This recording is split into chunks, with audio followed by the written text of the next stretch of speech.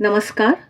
आइए सुनते हैं स्वामी आत्मानंद जी के प्रवचनों पर आधारित गीता तत्व चिंतन से आज का अंक। आज का विषय है आत्मज्ञान से पाप भय का नाश।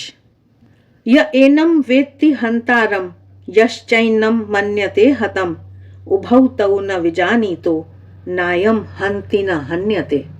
अर्थात इस आत्मा को जो मारने वाला समझता है और जो उसे मारा गया मानता है, वे दोनों ही नहीं जानते हैं यह आत्मा न तो मारता है न मारा ही जाता है।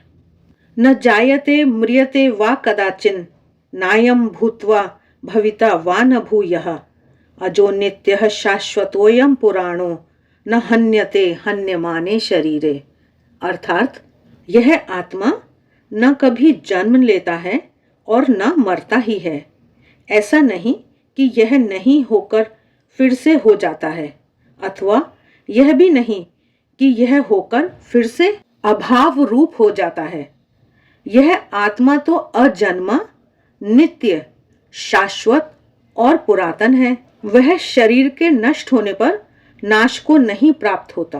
भगवद गीता के दूसरे अध्याय में और भी उल्लेख है कि वेदा विनाशिनम नित्यम य एना मजमव्ययम कथम स पुरुषः पार्थ कम घातयति हन्ति कम। अर्थात हे अर्जुन, जो इस आत्मा को अविनाशी, नित्य, अजन्मा और अव्यय जानता है, वह पुरुष भला किसी को कैसे मार सकता है अथवा मरवा सकता है। आगे महाराज पाप के भय का निराकरण विषय पर अपने विचार प्रकट करते हुए बता रहे हैं कि भगवान कृष्ण अर्जुन के मन में छिपे पाप के भय को दूर करने का प्रयास करते हैं।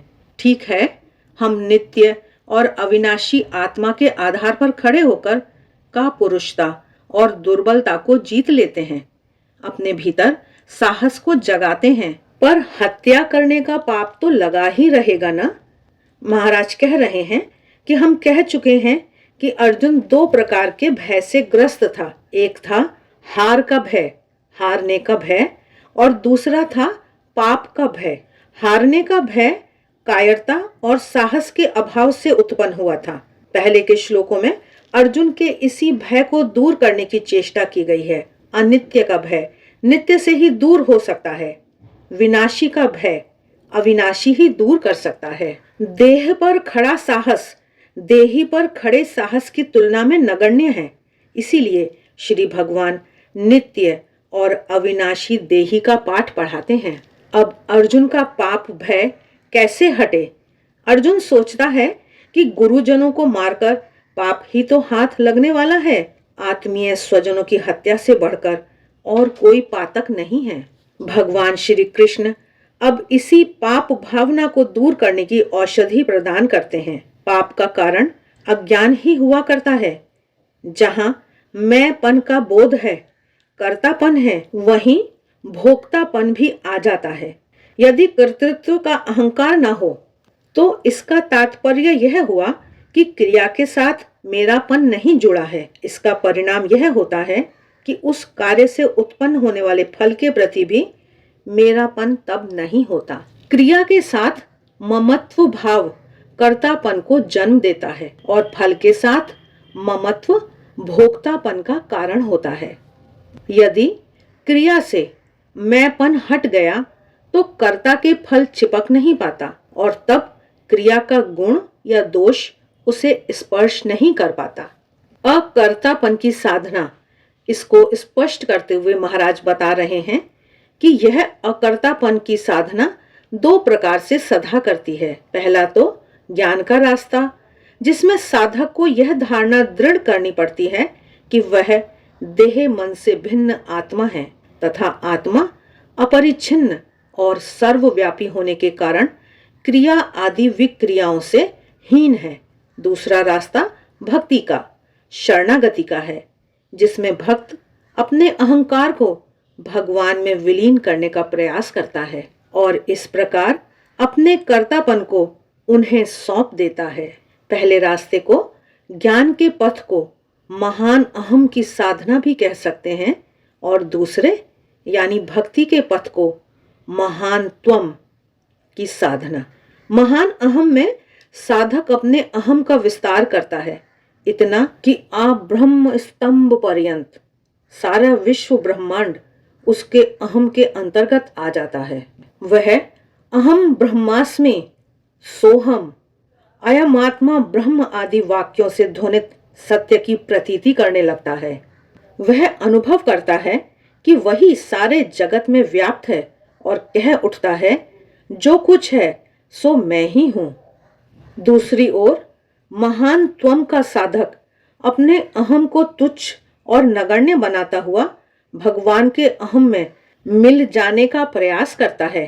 वह कहता है, नाहम नाहम त्वमेव त्वमेव, मैं नहीं, तू ही। उसके लिए भगवान ही सबके अहम में व्याप्त हैं तथा वह कह उठता है, जो कुछ है सो तू ही है। महाराज आगे बता रहे हैं कि श्री रामकृष्ण देव के शिष्य गिरीश चंद्र घोष कहते थे कि ये दोनों प्रकार के साधक माया के पाश में नहीं बंधते। माया अपनी डोर लेकर महान अहम के साधक को बांधने आती है। वह अपने अहम का इतना विस्तार करता है कि अंततोगत्वा माया की डोर छोटी पड़ जाती है और उसे लपेटने में असमर्थ रहती है। माया महान त्वम के साधक के पास भी जाती है और उसके चारों ओर अपनी डोर लपेटकर उसे गांठ में कसती है, पर यह साधक अपने अहम को इतना छोटा कर लेता है कि वह अंत में उस गांठ से फिसलकर निकल जाता है। आगे महाराज आत्मा का हनन नहीं हो सकता, इस विषय पर अपने विचार प्रकट करते हुए बता रहे हैं कि यहाँ उपर्युक्त 3 श्लोकों में भगवान कृष्ण अर्जुन को ज्ञान का पाठ पढ़ा रहे हैं।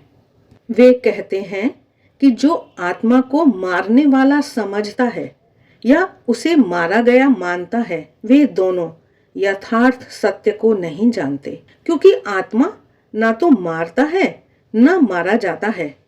मारने की क्रिया द्वैत के राज्य में होती है। वह मारने वाले को उससे संबद्ध करती है जिसे मारा जा रहा है, पर आत्मा में द्वैत है ही नहीं, अतः आत्मा में हनन की कोई क्रिया नहीं बन सकती। 20वें श्लोक में कहते हैं कि आत्मा न जन्म लेता है न मरता है, जो हनन करता है वह अवश्य जन्म धारण करता है। जो जन्म ही न ले वह मारेगा कैसे? जन्म लेकर वस्तु पहले अस्तित्ववान होती है, तब उसमें क्रिया की हलचल होती है। उसी प्रकार जिसे मारा गया उसकी तो मृत्यु हो गई। अब आत्मा यदि ना तो जन्मता हो ना मरता हो तो स्वाभाविक ही है वह मारने वाला अथवा मारा गया कैसे हो सकता है? यदि कहो कि आत्मा पहले नहीं था, बाद में वह हुआ और मारने वाला बना, तो इस श्लोक में कहा गया अयम न भूत्वा भूयः भविता न।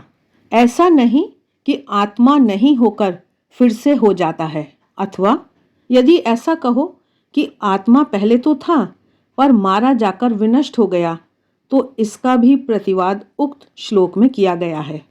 अयम भूत्वा भूयः न भविता न।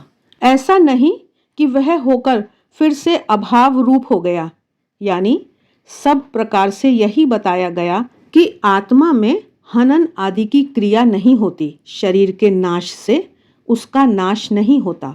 कहीं कहीं इस श्लोक के पूर्वार्ध में पाठ भेद देखा गया है। वहां नायम भूत्वा भविता वा न भूयः ऐसा पाठ आता है। इससे श्लोक के अर्थ में कोई परिवर्तन नहीं होता। आगे महाराज आत्मा षड विकारों से रहित विषय पर अपने विचार प्रकट करते हुए बता रहे हैं कि हमने कहा है कि प्रत्येक वस्तु जायते, अस्ति, वर्धते, परिणमते, क्षीयते और नश्यते, इन षड विकारों से ग्रस्त होती है।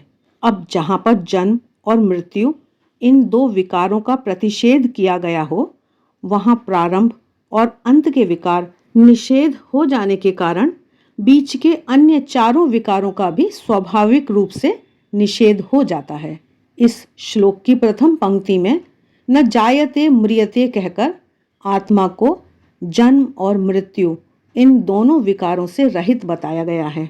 तो स्वाभाविक ही आत्मा में अन्य चारों विकार भी निषेध हो गए। तथापि विशिष्ट रूप से जोर देकर इन सब विकारों का निषेध करने के लिए आत्मा के लिए अजः, नित्यः, शाश्वतः और पुराणः ये विशेषण लगा दिए गए।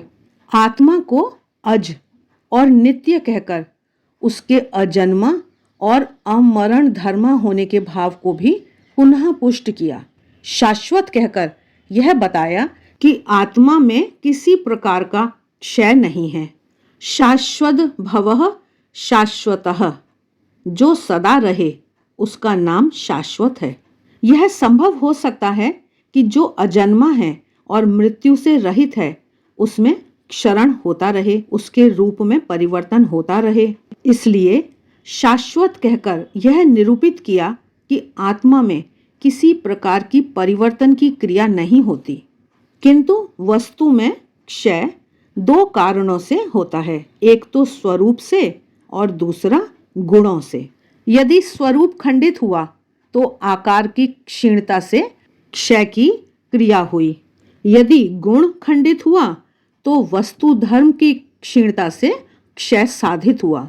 आग में यदि उष्णता के गुण का अभाव हो जाए तो आग के स्वरूप में परिवर्तन हो जाएगा। यदि आग में से ईंधन को निकाल लिया जाए तो उसका आकार छोटा पड़ जाएगा। जो वस्तु अवयववान है उसका अवयव खंडित होने पर उसमें स्वरूप से परिवर्तन घटित होता है। आत्मा तो अवयव रहित है, इसलिए उसके अवयव के कटने का प्रसंग ही उपस्थित नहीं होता और इसीलिए उसके स्वरूप में परिवर्तन की बात भी ठहरती नहीं। आत्मा निर्गुण है, इसलिए उसके गुणों के क्षय का प्रश्न भी नहीं उठता।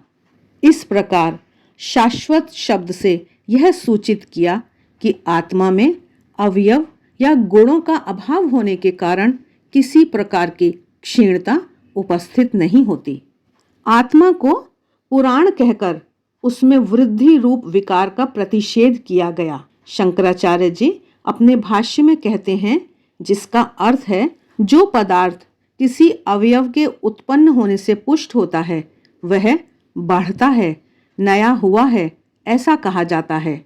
परंतु यह आत्मा तो अवयव रहित होने के कारण पहले भी नया था, अतः पुराण है, अर्थात बढ़ता नहीं। पुराण शब्द का अर्थ होता है पूर्व काल से होता हुआ भी चिर नूतन। यह अत्यंत पुराना होता हुआ भी सदैव अत्यंत नवीन जैसा ही विद्यमान है। शाश्वत और पुराण इन दो विशेषणों में सूक्ष्म अंतर है। दोनों आत्मा की एक रसता ही सूचित करते हैं, पर शाश्वत शब्द क्षीणता से होने वाले स्वरूप नाश का निषेध करता है, जबकि पुराण शब्द वृद्धि से होने वाले स्वरूप परिवर्तन का। दूसरे शब्दों में कहें, शाश्वत शब्द यह ध्वनित करता है कि आत्मा कभी घटता नहीं और पुराण शब्द इस आशय को व्यक्त करता है कि आत्मा कभी बढ़ता नहीं। आज के लिए बस इतना ही। इस प्रवचन का शेष भाग हम अगले वीडियो में प्रस्तुत करेंगे।